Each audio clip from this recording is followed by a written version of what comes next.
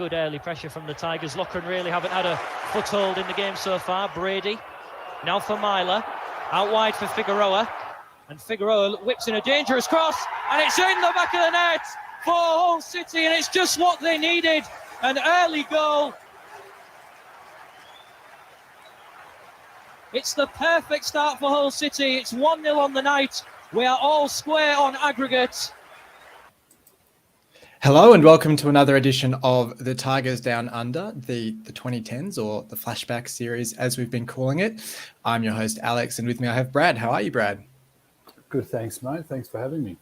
No worries. I figured while we had this break over the World Cup, we'd delve back into our series, looking back at our city adventures from the 2010s, I guess, just about 10 years ago, though.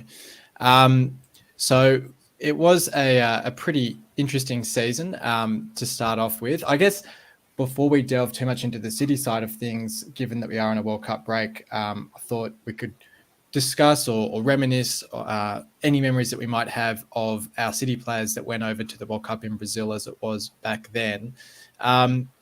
It's easy to sort of forget or underappreciate sometimes having city players at the World Cup, given we have none this time around. We could have had a couple if Ali and Tete and Elder hadn't been injured in opportune times. But back then we had Jelavic leading the line for Croatia in their first game against Brazil. We had Figueroa with Honduras, and we were sort of almost, you'd say, a mid-table Premier League side. So it was actually pretty exciting back then to have these sort of big names representing us at the World Cup. Do you have any memories of the players at the World Cup or any thoughts on how that all went? Yeah, look, not a lot, but I do remember it was interesting watching Figueroa play. The only reason why I was watching the game was because he was a City player. I had no real interest in whether Honduras were going to make it or not, but it was just really interesting, the fact that, one of your players was on the biggest stage there is. Yeah, that's actually really a good point. And I was thinking that the other night, watching the England-Iran game and thinking how much more enjoyable it would have been. It was still a fine game to watch, but if Ali had been playing for Iran, just the added sort of interest and the added intrigue around that fixture. Because as you say, like having a City player out there on the world's biggest stage just makes it that little bit more exciting, especially for Jelavic. You're right. Wait. You just end up watching a game that you would never normally watch. Like I still remember watching a Indian Premier League game because Bernard Mendy was running around. Like it's a different. It's almost a good game to watch because you don't really care about the result or anything. You're just player watching.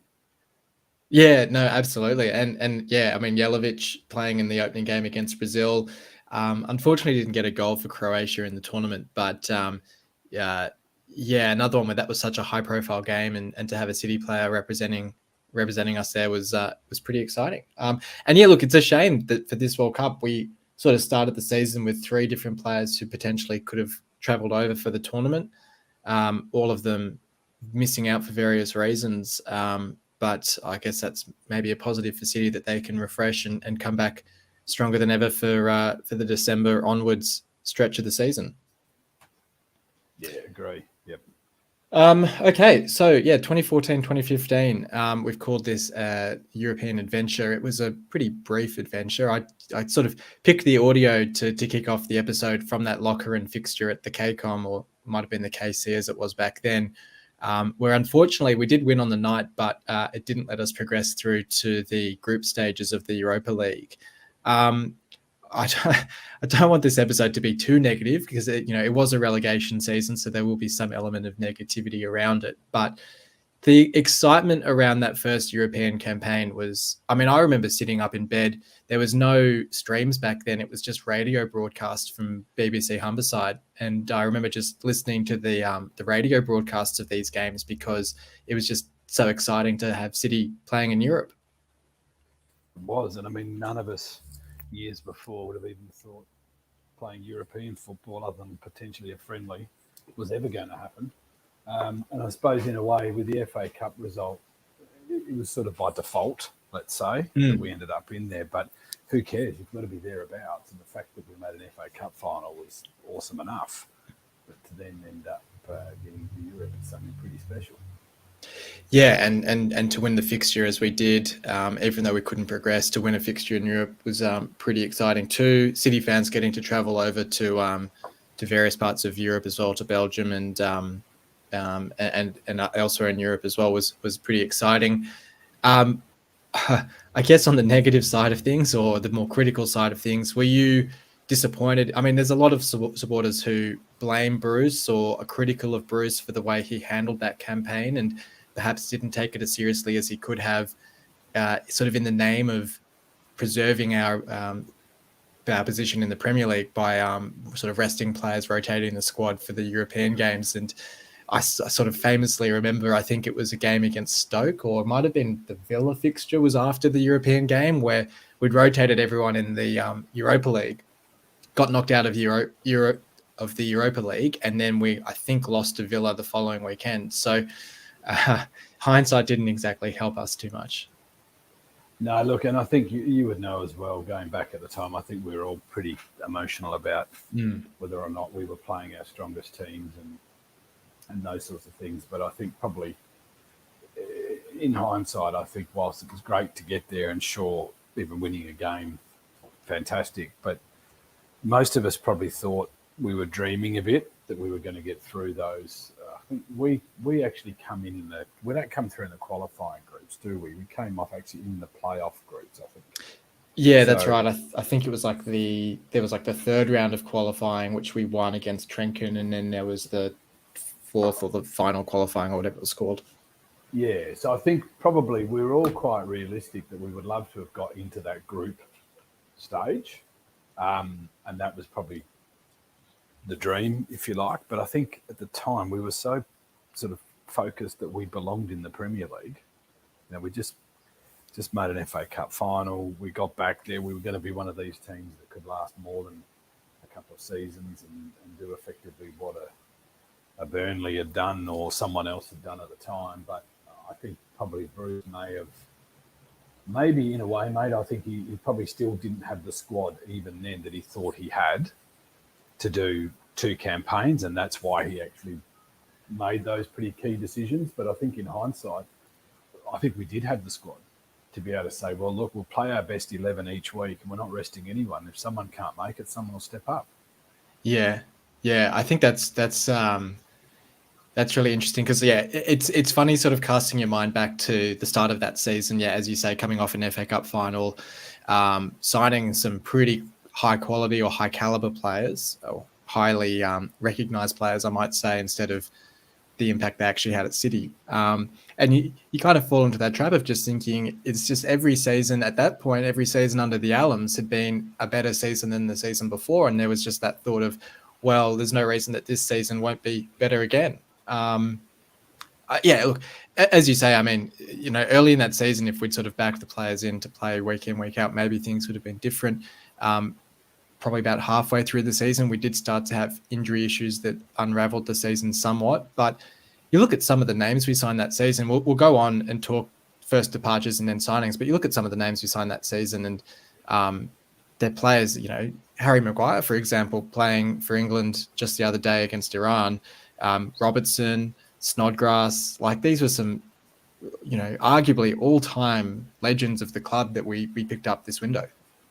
Yeah, look, you're right. And probably, mate, I didn't probably appreciate until I was watching some random Europa League games about 3 years ago that if you got into that sort of final stages of that Europa League, you're starting to play, like 10, 12 more games in a season.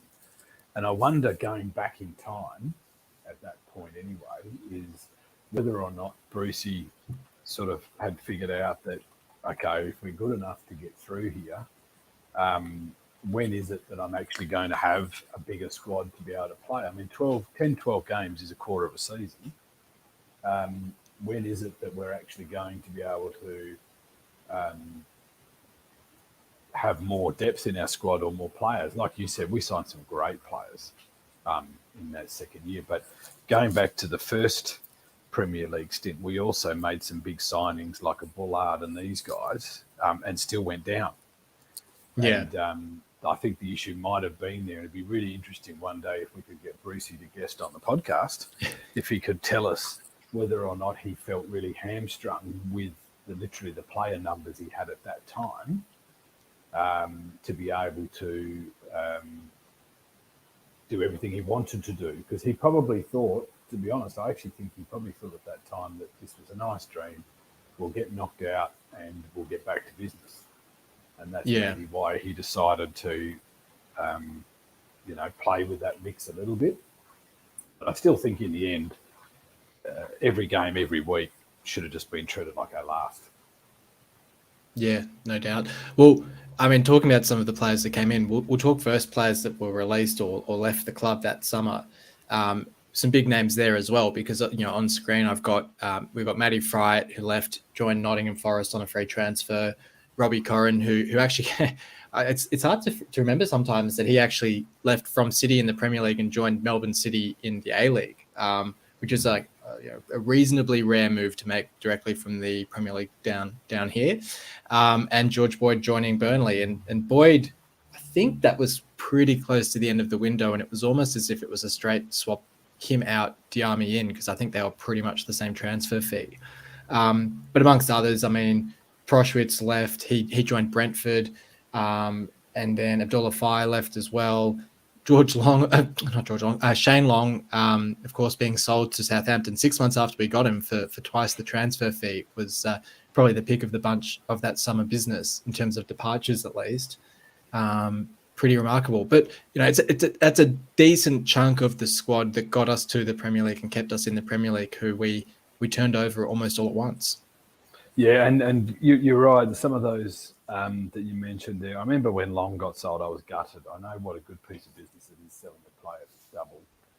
And in hindsight, it's always easy to look back. But that second season, we just couldn't buy a goal. And you sort of felt like, well, for $6 million profit on a player, wouldn't he be worth $1 million a goal to stay in the league? And so I remember, and also just the pace he had and so on. Him and Jelavic looked like they were a dynamic duo. And I remember at the time thinking it was, great that we were getting this money in the door and then we signed other players and this was good. But as good as some of those players were, selling Long to me was almost like the nail in our Premier League coffin. Yeah. We've got pictured here. We've got Hernandez as one of the main signings that we brought in to replace Long, and I mean, he was an interesting one because it was one of those deals that you see quite often with those sort of lower half of Premier League clubs where they'll splash out a lot of money on a player, and if they stay fit and firing, it can end up being really good business. But it's always a bit of a gamble, especially bringing in like a sort of a foreign player who's not necessarily played in the league before for a huge chunk of your budget. Hernandez sort of ultimately ended up paying off, I would say, in terms of his goals in the championship in particular. But as you say, he only scored, I think, 3 or 4 goals in the Premier League. He was, one of a number of players who sort of went missing over the winter months. And I don't want to be too stereotypical, but it does seem a bit of a South American trait. I remember Giovanni before him similarly would sort of start the season like a house on fire and then go missing over the colder months. So, yeah, look, it's a hard one to say too much. I mean, yeah, in hindsight, I think you keep the Long and Jelavic partnership together. But I guess after 6 months to be offered twice his transfer fee, it's hard to turn it down. And I think, mate, without derailing our whole podcast today, the key thing with that is why a lot of teams can stay up in the first year and go down in the second is that they balance the books at the end of that first year and go, oh, bloody hell, we are really overspent here to stay up, and it's great to stay up and we've done all this wonderful stuff. But the first thing they say is, well, we need players, and us as supporters demand big signings and an improved squad and all these sorts of things. I've got no doubt that the Alum said to Bruce, whatever you can bring in, you can spend. And that was it. Well, I mean, in saying that, I think there was a famous quote from Paul McShane towards the end of the window to say, hopefully the doors are closed. There aren't any more players coming in, because I'm sure he was looking at Harry Maguire coming in, Michael Dawson coming in from Spurs, challenging for his position in the side. But some of the money we spent that window, I mean, we signed Livermore from Spurs for 8 million, Snodgrass from Norwich for 6 million, Maguire for 2.5, Robertson for almost 3 million, Dawson for 3.5, Hernandez for 10, and Diame for 5. So we did spend a lot of money. And well, I think you're right. I think probably more so in January onwards. I think the Allams were sort of saying we've spent as much as we can. I do think there was an element that window in particular of saying, everything we touch at the moment's turning to gold.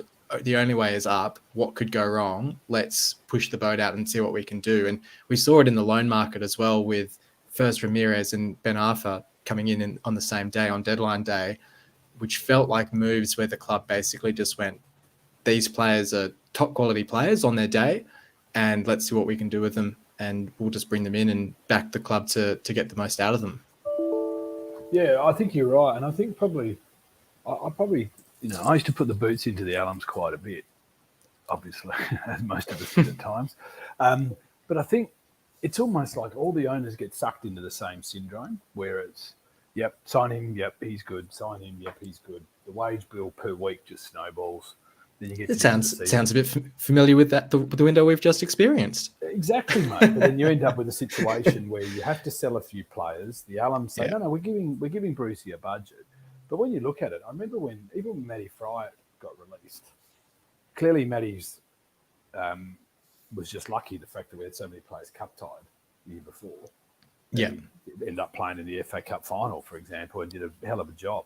In the semi-final, and did a hell of a job. When he used to come on, he was basically there and abouts. But there was talk back then that, when you go back in a wage sense, that Matty was on the bench, basically dialing away at £20,000, £25,000 a week. And that's because when they all got into the Premier League, the Allen structure was so bonus focused that every player got a wage increase of 15 to 30%, whether they were in the first 11 or not. And so I think probably what happened was, even signing Livermore, for example, I know we paid good dollars for him, but when you've got, say, Fry and Corrin and Fay going out the door, there's 50, 60, 65 grand off your wage bill per week. Sure, you've still got to pay $8 million for Livermore, but we probably weren't paying anywhere near that. So you start, it's almost like they're balancing the books weekly, and we'll sort out the rubbish at the end of the season. When you look through just those names you went through, sure, Maguire and Robertson, at the time were very massive signings in hindsight. And Dawson probably is the pick of the bunch to some extent. But we still signed a lot of players that were either, worth something. They weren't on huge coin. Maguire and Robertson coming to us would have got a nice little deal, and that's it. I don't even know what Dawson's wages were like at Spurs, but I suppose he's probably the only one that bucks the trend a little bit. But then you think about the PR and marketing side of it, having effectively an England international come straight into your squad and end up being club captain. It's worth every penny. But I sort of feel like, and maybe this is where we ended up with Assam versus Ehab type mentalities as well. In the first few years they took over the club, I know we were in the pulp, literally. I didn't feel like we were making too many financial decisions wrong, even with players. But that's a lot of activity for a team that's just stayed up. Yeah, I think when you look at the business that window, you look at Robertson, you look at Maguire, and you think that's good young players coming into the club with a lot of potential that you could potentially sell on for huge fees down the line, and we ultimately did. Then you've got your Hernandez, who at the time was also quite young, Uruguayan international, had a great season in Italy, and he, by and large, lived up to his price tag. And, it was just the fact that the Allams like to wind contracts down, and we ended up having him leave for nothing. But he had a pretty strong season for us in the championship. Diame was, it's hard to know what his wages were like, but he would have seemed to be relatively cheap and almost a straight swap for Boyd, offered a bit more in central midfield. But as you say, it didn't feel like there was a whole lot of gambles in the purchases. It was just, I sort of alluded to this summer just gone, where you can almost look at each transfer in isolation and say, yes, they all make sense. You can tick them all off. Tom Ince, another one, I think we got him for basically nothing from Blackpool in compensation.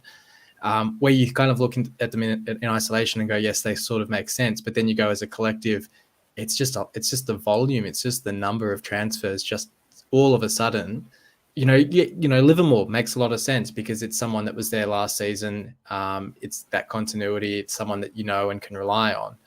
Snodgrass, another one, strong set piece taker, and obviously a misfortune that he gets injured in the first game. But it was just, I don't know. It's one of those ones where you're sort of damned if you do, damned if you don't. You don't make the transfers. You just keep the players that you had, and you go down. If you've got Fried and Corrin who are, a bit slower, a bit found out the second season around, or you make all these signings and you go down because it's just they don't gel, or one or two don't work, or get injured, or whatever. So it's just, I think it's one of those situations where it's hard to know what we should have done in hindsight. And I think it was just a lot of misfortune with injuries and other things that were our downfall. Yeah, look, I agree, mate. And we all love Brucey for what he did. But we've seen that syndrome continue at a couple of clubs since he's been on, that when there's a challenge of trying to get a team up from the championship, he's the man for the job. Absolutely knows the players, the networks, the contacts, the coaching staff, whatever it is. But as you'd remember, tactically, there was games where in the championship we pulled it off. We'd throw 4 up front for the last 10 minutes and snatch a winner. He's clearly a good enough manager for a championship side, but I think it's the same with Phil Brown. I still think Phil Brown was a wonderful championship manager.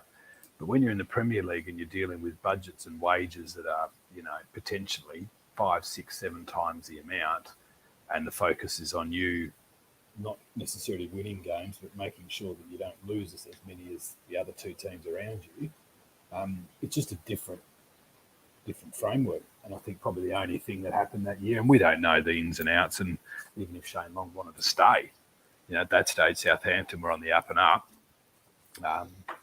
And actually, he handed in a request himself.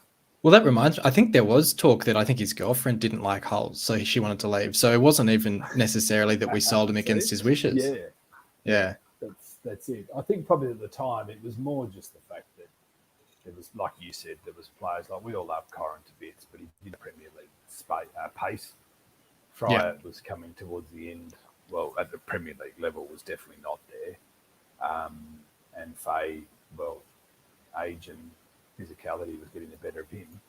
So I don't think there was any risk that we were going to have to turn over a few. I think it was more just the fact of who we actually. Although Hernandez obviously ended up being a great signing for the long term, at that specific time we were a Premier League club, and that was probably the thing that got us relegated. Was literally we played some good football that season, we just could not score goals. I think Jelavic won our Golden Boot with 7 or 6 or something, mate. Like it wasn't good. So, that sounds familiar. So really, then other than. And Diami was a good player, but I don't think he was going to score 9 or 10 a year anyway. It was just unfortunate that Long went, basically, because I think if Long stays, we probably stay up. Yeah, no, that's right. I usually at the start of these episodes talk about the kit that I'm wearing and its place from that season. And I've got the away kit on at the moment with, unfortunately, Ben Arthur on the back of it because I clearly didn't learn to be honest, I did learn my lesson because I had El Mohammadi from the promotion season and thought, you can get a loan player on the back of the shirt. It's fine. They'll work out and they'll sign permanently and it'll be a nice collectible from, their loan season. And after about 3 or 4 games with Ben Arthur in the side, I sort of realized the error of my ways. But not my finest moment and not a shirt that I bring out all too often. But I do have a Dawson shirt from this season as well. I'll wear that in the second half of these ones. Very good, mate. And at least, mate, has the sponsors logo stayed on? It's all right. I guess probably because I just wear it so infrequently. It's starting to fade a little bit, but as those kits from that era are starting to wear out a little bit, but It's funny that our away kits for those. Well, I mean, even obviously the black on black last year was awesome, but we have a habit of having pretty damn special away kits. Yeah, No, that's right. Well, hey, look, we'll round this off talking about the results from that first half of the season, and unfortunately, there's only 3 wins from that first half of the season. There's a couple of memorable draws in that half as well. When I look through the results, it's easy to forget we did get back-to-back draws against Arsenal and Liverpool. I have a feeling that Liverpool game we might have actually had Jakupovic in goal. I feel like that was that game where I think McGregor had been injured, and I think Harper was still our backup keeper at that point, and he might have been injured as well. I seem to have a memory of Jakupovic in goal against Liverpool. Just having a look at it now. Was that the away game? Yeah, that's right. It was the away game. Yeah. I have a feeling, and I don't know. There's something about that away game that does make sense, mate. If you look it up, because I remember. Yeah, he was. He was. It was the one that the equivalent in our first tranche was when Liam Cooper got thrown to the Wolves. Oh, yeah. And I remember thinking, oh, no, the worst thing you can do is put our goalkeeper in, especially at the Comp end to start a game. Didn't end up being that problem. Ben Arthur in the starting lineup, and he lasted 71 minutes, so can't have been too awful that day. But, Hernandez and Ben Arthur up front it's a pretty uncommon or unsighted City lineup. But we did have the 2-2 with Arsenal the week before, or the game before that, where they equalised in the 91st minute. So it was sort of a couple of back-to-back. This is sort of the revenge game after the FA Cup final, and we almost stole all 3 points. My memory of that game in particular was, I think it was right after kickoff. We passed the ball around for, 15, 20 passes where Arsenal just couldn't touch the ball. And it culminated in Huddleston putting the ball in for a brilliant Hernandez header. And we sort of looked like we were going to go on and win that game 2-1 in the end, but got pegged back right at the end. Yeah, and I mean, I think as well, probably the funny thing about that season was when I was just bagging Bruce for his tactics before, we actually had games where Bruce had us well drilled from the start as to what, we were going to play. So my memory's not that good, but I do remember there was games that season where we were chopping and changing formation, and I don't believe it was necessarily because of who we were playing. It was more who Bruce felt we had the best chance with. And I remember, because I think if the Liverpool game made when Jakupovic came in, I was pretty sure at that stage that he was, dead set on continuing with that back three that we used to play. I remember we had Dawson, Dawson, Curtis Davies and Chester. Yeah. Because I always thought when Dawson came in, well, where's he going to stick Chester or Davies? But of course, we ended up playing that back three for a while. And against the best teams, we actually used to hold up really, really well. It was more just the fact that we couldn't beat the bottom team. Yeah, well, I'm just looking. We had the draw with Stoke. I think that would have been the week before, or the weekend before the Europa game, and then we played Villa the following weekend, and that was the one that we lost. And I'm pretty sure that Villa game was Dawson's debut, and it was one of those typical awful debuts from a defender where you just think, geez, who have we signed or what's going on? Because he was just, everything he did went wrong, and then obviously went on to be quite a solid defender for us. But my lasting memory of that Villa game is the fact that we just got knocked out of Europe, and it was all just to lose to Villa on the weekend, but also Dawson's debut in that one. But we had a couple of entertaining 2-2 draws in a row as well. We had the 2-2 with West Ham, where Hernandez again got a great header, Diame scoring on debut against his former club. And then the following week against Newcastle, I don't know if you remember, that was the game where Jelavic scored that. I mean, I'd almost call it a bicycle kick or a scissor sort of kick, and Diame with a bullet from outside the box as well. Yeah, the Newcastle one was an interesting one, because I remember thinking, you have those moments where you're like, basically, we belong. We have the players, that means we belong.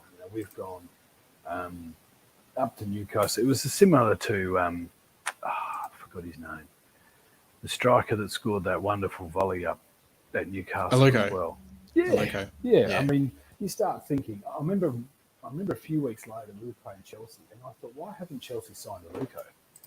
Because he scores a magnificent goal against Newcastle, and he was running the back four around at Chelsea, and you're thinking, this guy's a genius. We won't hang on to him for very long. But the only thing about that Newcastle one that really hurt was the fact that I think we should have absolutely won it and we bottled it. Yep, 73rd and 87th minute goals for Newcastle just to wipe us off. Yeah, that was the frustration. That start of that season, as you say, it felt like we belonged, and it felt like every game we were playing, we were, apart from probably that Villa game, I'm looking at that first 5 games. We beat QPR opening day. We drew with Stoke, where I remember there was like a throw in that should have gone to us that went to them, and they scored. Basically, they ran up the other end and scored. Villa game, I think we got outplayed, but then West Ham, Newcastle, and even Manchester City, I think we actually, what was it? Yeah, they were up 2-0 pretty quickly, and then we equalised. We got to 2-2 by half time. So in those first 5 or 6 games, or even 7 games, because then we beat Crystal Palace and then drew with Arsenal, actually. So you could even say the first 9 games up to that Liverpool draw. It felt like we belong in the Premier League. We're going toe-to-toe with the big clubs. We just couldn't get the wins on the board. And it was one of those starts to a season where you just think, you got to get the points on the board or it starts to unravel. Well, I don't know whether there's a coincidence in it. It'd be really good for the data analysts out there to have a look. But it seems like whenever you're in the Premier League, the underdogs have a real chance in the first, say, 10 or 11 games. And that might be while managers are trying to put squads together or they're trying to find their feet. And then it just drops away dramatically. But that year, I remember the Liverpool game, getting a point at Anfield's huge. And then all of a sudden we just fell off a cliff. It's almost like we started, drinking our own bathwater, and that was it. We were going to go on the slippery slope because there was games after that where we didn't just get beat. We were horrible. Yes, it lost 6 of our next 8. So we lost to, your Southampton, Burnley, Chelsea, Chelsea United as well, and Spurs, but then Swansea as well. There's probably 2 or 3 games there. You think if you turn those into wins, we stay up quite easily. Did we only win 2 in the last half of the year or something? Was that the first Premier League season? We actually had a better second half of the season. Yeah, okay. We won 5 of our 5 games in the second half of this season, only 3 in the first half. Okay. So actually, amazingly, I mean, this season's almost the reverse of that first relegation where we actually played better the second half. We just sort of slumped off at the wrong time. A couple of losses to Burnley really killed us, I think. I'm trying to think who we were fighting with at the end there. So we went down Sunderland, Villa, us and Burnley were sort of 16th through to 19th. So really we were 3 points off Sunderland and Villa with a much better goal difference than them. So you think if you turn, any of those losses against your Burnleys or, we lost to Leicester. There was that game we lost to Leicester. I mean, we're sort of jumping into the second half of the season here, but there was that game we lost to Leicester where I think Jelavic had almost an open goal where he scuffed the ground, or it might have been 0-0 with them. I can't remember. No, I think they beat us. It was 0-0. Yeah, where he scuffed a shot. Where if he put that shot away, we win that game. They then went on that huge run to finish the season, which kept them up. Basically relegated us, and then of course they won the season. They won the title the next season. So it's one of those sort of sliding doors things where you think Jelavic puts that shot away, we get the extra 2 points. They might not go on that run, and things could be very different. But look, it was we're sort of getting away from ourselves on that first half, but it was a start to a season that had a lot of promise. And I think, as we're sort of saying there's a lot of games where, the chances or the ability to kind of stay in the game and get the 3 points can suddenly change the season so dramatically. Oh, I agree, mate. And I'd be interested to see, I can't remember who and when, but who did we actually bring in the window? In January? Justin Doy. So he was the one that we brought in, where he kick-started us, and we got those wins against Villa and QPR and Crystal Palace as well. I think he basically scored in all 3 of those wins, and really sort of gave us a chance of staying up. But wasn't to be in the end. Because that's, that could be obviously what part of the problem is. You look at that second half of the season. I know we won more games than we lost. More games than we did in the first half. But that run in the middle of that season was, I don't know if we picked up. I think we didn't win for 2 months or something, or 3 months. And you start thinking, well, what do you know, as a manager or owners, how are you going to resurrect this? And it was almost like in the window, although, like you said, we brought Ndoye in, didn't do much else. Yeah, that's right. And that's sort of what I was referring to before as well, I guess, where you think you've spent so much in the summer, you almost can't afford to spend anything in January, or you don't want to risk spending more in January and it's still going wrong. So it's almost by accident or just by good fortune that the Ndoye move worked out as well as it did. But it's one of those seasons where I think if everyone stays fit, as I sort of said before, you look at each of those transfers and you think they were all good moves. It just didn't work through one reason or another. And the worry is, without wanting to sound too alarmist, it feels a bit of an echo with the current season where we've brought in a lot of good players, but they're injured, they're not gelling in the side, and you can have all the right intentions, make all the right moves, but just sometimes in football, it just comes down to good or bad luck. Mate, agree. And talk about luck. I'm pretty sure, I don't know if you mentioned it already, but I'm pretty sure that last few games, that last month of that season, or last 5 games, let's say, I'm pretty sure Yellowbit didn't play. He was injured. He did his knee. Yeah. So I know he came back, I think, for the last game. He might have come back for the last game or something, but we lost him for about 6 weeks there, or 5 weeks. I want to say, was it week? I don't even know who was in the Premier League at the time. I'm sure there was a game where we played Harry Maguire up front because Hernandez, Jelavic, and maybe Tom Ince or someone were all injured or all unavailable. I'm sure there was a game we played Harry Maguire up front, which was just ridiculous. Well, I know, I don't know about the whole game. I know definitely the Arsenal game at the Emirates that Jelapovic had his blinder night. I think that was the night as well that Harry Maguire went up front in the second half. Was that the FA Cup? Yeah. Because we played them in Yeah. I remember he played up front in the second half, and the commentator saying something about it. But, it was, and that, I think if I remember, I'm positive we had no out-and-out striker except for Ndoye. Probably leading the line, let's say. Because we're sort of having a laugh as to whether Sagbo should get another run. But yeah, it was just a weird end to a season, if I remember, because we sort of knew the writing was on the wall, but every time we got close to doing something, we got an injury, or, we thought Hernandez might really step up and he didn't. And, it's what happens when you get relegated, I suppose. Yeah, and we'll do another episode before the season resumes. We'll do the second half of the season in more detail. But yeah, this is definitely one of those seasons. It's hard to talk just the first half because it's so linked with what happened in the second half, especially with the signings that we made. It's a bit of a challenging season to talk about because it's not as optimistic, it's not as exciting as the previous seasons. It's a bit more of a negative one. But look, thank you for joining me to talk about it as we did. Thanks, Alex. No worries, and thanks everyone for listening in. As I said, we'll try and be back to do another one of these before the World Cup break finishes.